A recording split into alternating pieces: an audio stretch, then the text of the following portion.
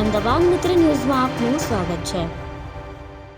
અમદાવાદ શહેરના ચંડોળા તળાવ અને આસપાસના વિસ્તારમાં ગેરકાયદે બાંધકામ અને વીજ કનેક્શનની સાથે અનેક ગુનાહિત પ્રવૃત્તિ આચરનાર લલ્લા બિહારી ઉર્ફે મહમૂદ પઠાણની ધરપકડ કરી હતી।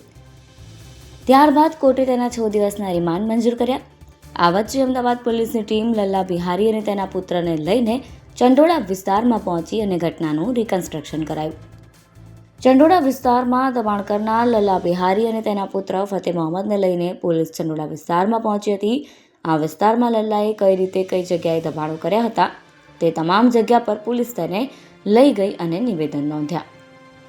ચંડોળા વિસ્તારમાં ખડકી દેવાયેલા ગેરકાયદે ફાર્મ હાઉસની જગ્યા પર પણ પોલીસ લલ્લા અને તેના દીકરાને લઈને પહોંચી હતી। ચંડોળા તળાવ અને આસપાસના વિસ્તારમાં ગેરકાયદે બાંધકામ અને વીજ કનેક્શનની સાથે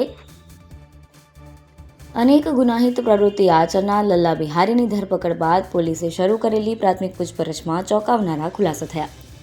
લલ્લા બિહારી બાંગ્લાદેશીઓનું ઘૂસણખોરીનું નેટવર્ક ચલાવતો હોવાનું સામે આવ્યું, જે માટે તે બાંગ્લાદેશી તેમજ અન્ય એજન્ટોના સંપર્કમાં હતો। સાથે સાથે તેણે ગેરકાયદે આવકથી સોનામાં રોકાણની સાથે કન્સ્ટ્રક્શનના વ્યવસાયમાં તેમજ ઉત્તર પ્રદેશમાં જમીનમાં મોટા પાયે નાણાં રોક્યા હતા। પોલીસને તેની પાસેથી મળી આવેલી હિસાબની ડાયરીમાં અનેક વિગતો મળી છે, જેના આધારે આગામી સમયમાં મોટા ખુલાસા થવાની શક્યતા છે। અમદાવાદના ચંડોળા તળાવમાં મેગા ડિમોલિશનની કામગીરી કરીને તંત્રએ 4000 જેટલા ઝૂંપડા, નાના મોટા મકાનો તોડી પાડ્યા છે, જ્યારે આ જગ્યા પર ફરીથી દબાણો ન થાય તે માટે કોર્પોરેશન દ્વારા કાર્યવાહી હાથ ધરવામાં આવી છે। ચંડોળા તળાવની ફરતે પ્રોટેક્શન વોલ બનાવવાની કામગીરી શરૂ કરાઈ છે, જેમાં 3 કરોડના ખર્ચે 5 કિલોમીટરની બનાવવાની કામગીરી શરૂ કરવામાં આવી છે।